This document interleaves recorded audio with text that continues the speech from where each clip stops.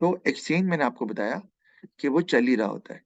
Daily life में हर बंदा exchange करता है, लेकिन डायरेक्ट एक्सचेंज नहीं हो रहा था, इनडायरेक्टली हो रहा होता है। कोई भी बंदा कोई जॉब करता है, कारोबार करता है इसीलिए कि उससे वो हार्ड अर्न्ड मनी ले और उसको बाद में फिर वो अपनी जो उसकी वांट्स हैं पूरी करने के लिए जो चीज़ें खरीदनी है वो खरीद सके। अच्छा, तो उसके लिए आप इन्वॉल्व होते हैं ट्रेड में, यानी कि हम कहते हैं हर बंदा एक्सचेंज में इन्वॉल्व होता है क्योंकि हर बंदा किसी न किसी तरह से ट्रेड में इन्वॉल्व है।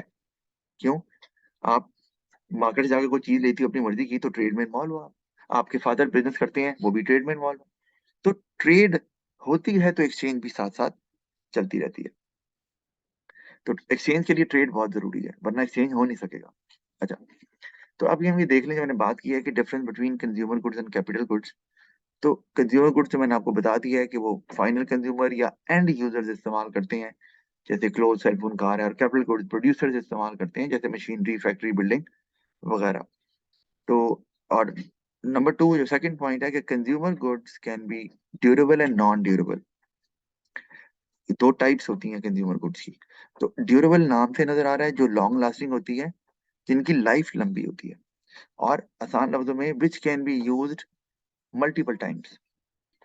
जैसे मैंने एग्जांपल दिया है, घर में आपकी होम अप्लायंसेस हैं, फर्नीचर है, हाउस है, सेल फोन्स हैं, कार्स हैं। तो ये आप एक दफ़ा थोड़ी आपने एक दफ़ा सेल फोन इस्तेमाल कर लिया तो अब नहीं कर सकते। कर ही सकते हैं और करते हैं सारी ज़िंदगी जब तक फ़ोन है आपके पास। तो जो ड्यूरेबल गुड्स होती हैं उनकी लाइफ लंबी होती है और उनको मल्टीपल अ, टाइम्स इस्तेमाल किया जा सकता है, बल्कि मैनी अ टाइम्स। और नॉन ड्यूरेबल गुड्स वो होती हैं जो कि जिनकी लाइफ शॉर्ट होती है, वो लॉन्ग लास्टिंग नहीं होती, वो पेरिशेबल आइटम्स होती हैं। उसमें नॉर्मली आपकी जो खाने-पीने की अशिया हैं, आइसक्रीम, चॉकलेट्स, कॉस्मेटिक्स, फ्यूल वगैरह, क्लोथ्स, शूज़ भी आ जाते हैं क्योंकि ये भी किसी न किसी तरह से आपको पता है वियर एंड टियर इनकी भी होती है, पुराने हो जाते हैं और फिर आपको लगता है कि ये इस्तेमाल नहीं हो सकते, तो इसको हम नॉन ड्यूरेबल में ही लिखते हैं। लेकिन बाकी जो चीज़ें हमने की हैं जिनकी लाइफ आपने घर बना लिया तो साला-साल चलेगा, गाड़ी भी ऐसे ही है, फर्नीचर भी ऐसे ही है, अंदाज़ा करो ना। तो घर में तो आपको पता है आपके पैदा होने से पहले का फर्नीचर आया हुआ है और वो अभी भी चल रहा है वही फर्नीचर। तो वो ये आपकी कंज्यूमर गुड्स हैं लेकिन ये ड्यूरेबल है और नॉन ड्यूरेबल भी हो सकती है। नॉन ड्यूरेबल को हम पेरिशेबल आइटम भी कहते हैं और एक और प्रॉपर्टी जो बताया है कि normally they can be used once और फॉर फ्यू टाइम्स।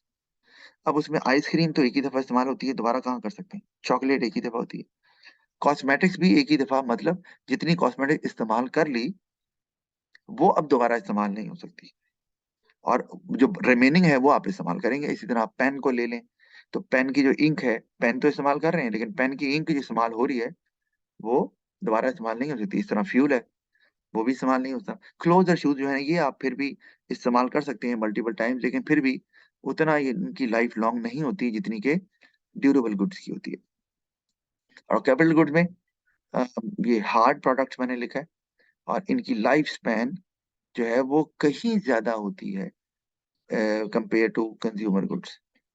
तो greater life span than consumer goods. अच्छा, अब क्योंकि आप कोई फैक्ट्री लगाते हैं उसमें आप कंप्यूटर्स हैं, मशीन्स हैं तो वो आपकी लंबी चलती हैं, उनको इस्तेमाल करते हैं बहुत अरसे तक अम, उसको चीज़ें प्रोड्यूस करने के लिए। अच्छा, अब ये नोट मैंने नीचे लिखा हुआ है, ये देखो कि people require services also along with goods. खाली गुड्स तो इस्तेमाल नहीं होती to satisfy their needs and want, तो सर्विसेज़ भी हो सकती हैं, कंज्यूमर सर्विसेज़ और प्रोड्यूसर सर्विसेज़। मतलब ये जो कैपिटल गुड्स हैं, इनको हम प्रोड्यूसर गुड बोल सकते हैं। इसी तरह सर्विसेज़ भी कंज्यूमर सर्विसेज़ भी होती हैं, प्रोड्यूसर जो अभी मैं आपको सर्विस दे रहा हूँ, ये कंज्यूमर सर्विस है। क्यों? क्योंकि मैं सर्विस दे रहा हूँ कंज्यूमर को जो कि आप हो। अच्छा, आपके घर में मेड है, वो आती होगी, सफाई की, चली गई। तो वो जो मेड सर्विसेज़ दे रही है, वो आपके लिए कंज्यूमर सर्विसेज़ हैं, because you are using her for satisfying your own needs और वांट्स जो भी हैं। लेकिन अगर वही आप कह लें कि ऑफ़िसेज़ में ऑफ़िस बॉय होते हैं, जो कि ऑफ़िस को मेंटेन करते हैं, साफ-सुथराई भी करते हैं, उनका भी ऑलमोस्ट वही काम है जो एक हाउसमेड का है। लेकिन वो कंज्यूमर सर्विस नहीं दे रहे, वो दे रहे हैं प्रोड्यूसर सर्विस क्योंकि हमने पर्पस देखना है, वो प्रोड्यूसर को हेल्प कर रहे हैं और हाउसमेट कंज्यूमर को हेल्प कर रही है, तो ये फर्क है दोनों में। तो ये पता होना चाहिए। जैसे मैंने लिखा है यहाँ पे, teaching, health care, retailing, town bus service, house cleaning, ये नॉर्मली हम कहते हैं कि ये कंज्यूमर सर्विसेज हैं। कंज्यूमर सर्विसेज ही होती हैं। कभी बिजनेस भी बीमार होता है, उसको हेल्थ केयर की जरूरत पड़ती है या टीचिंग की जरूरत पड़ती है? नहीं ना। और रिटेलिंग भी इस तरह जो है वो, मैं अभी बताता हूँ क्या है। टाउन बस सर्विस लोगों के लिए है। हाउस क्लीनिंग मैंने ना इसलिए ऑफिस क्लीनिंग नहीं लिखा। अगर ऑफिस क्लीनिंग लिख दूंगा तो वो कंज्यूमर सर्विस नहीं होगी, वो फिर प्रोड्यूसर सर्विस बन जाएगी। अच्छा, ये रिटेलिंग क्या होती है पता है ना? मैंने शायद बताया तो हुआ। क्या होती है ये? Yes sir. क्या है ये रिटेलिंग? बता सर दो। जो चीजें बेचते हैं। जी बिल्कुल। यानी कि जितनी दुकानें हैं, वहां पे जो लोग चीजें बेच रहे हैं उनको रिटेलर्स बोलते हैं, और वो रिटेलिंग के बिजनेस में है। तो रिटेलिंग भी किन के लिए की जाती है? दुकानें किन के लिए खोली जाती हैं? ऑफ कोर्स फाइनल कंज्यूमर्स के लिए। अच्छा, और मैंने रिटेलिंग लिखा है। वैसे तो बिजनेस बिजनेसमैन जो होते हैं उनको भी कुछ चीजें खरीदनी होती हैं, लेकिन वो रिटेल शॉप से नहीं खरीदते। उसके लिए वो अलग से जो है ना, उनके लिए प्लेटफॉर्म होते हैं जहाँ से वो अपनी मर्जी की चीजें खरीदते हैं। अच्छा, तो ये बात तो हमारी हो गई क्लियर। अच्छा, आगे अगर हम चलते हैं, फैक्टर मोबिलिटी एक इम्पॉर्टेंट कॉन्सेप्ट है। और इसका मतलब कि क्या, अब मैं अगर बोलूं कि इसकी इस फैक्टर प्रोडक्शन की मोबिलिटी ज्यादा है या कम है, तो इसका मतलब ये है, इसे हम कहते हैं अबिलिटी ऑफ अ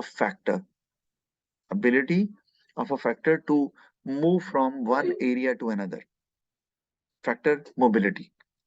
अब वन एरिया टू अनदर ऐसे भी हो सकता है, जैसे मैं अगर इसको पढ़ ही देता हूँ चलें, कि it is the ease with which a factor can be transfer from one production process और activity to another without adding significant cost and losing substantial output. यानी कि अगर मैं अपनी बात करूं, मैं टीचिंग कर रहा हूं, तो मुझे कह दें जी सर आपने अब फैक्ट्री में काम करना है, मैन्युफैक्चरिंग में। मेरी बात क्लियर आ रही है आपको?